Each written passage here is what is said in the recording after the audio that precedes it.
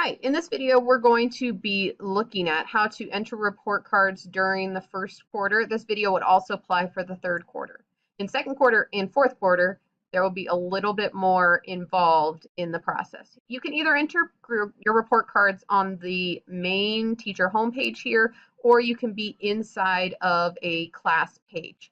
So if you look at your options, what you want to look for is enter report cards. Again, you could be on the class page and you would find enter report cards there as well. So when you're going to enter report cards, you're going to see your class listed. This is a new piece here, I believe new this year or new last year, but putting your grade level in.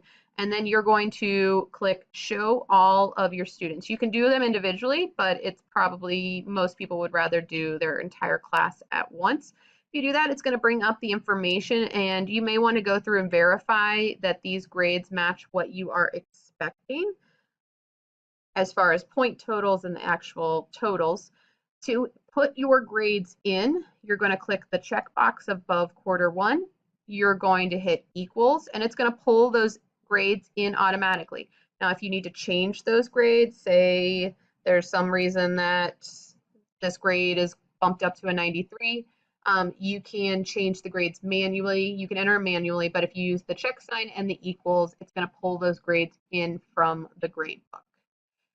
Right now, the grades are listed in pink, which means they are not saved. So if you want to save that and have it entered into the system, you're going to click the save button.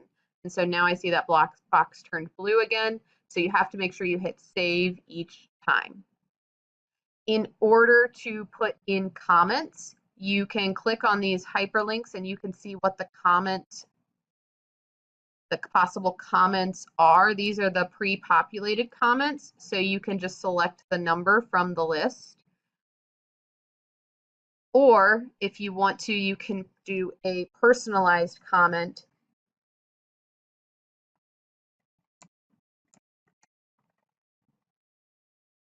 and update it, and you'll have it put into the system. Now, there's not any way for you to see that that comment is there except for clicking on that comment box. It will not show up until you click save.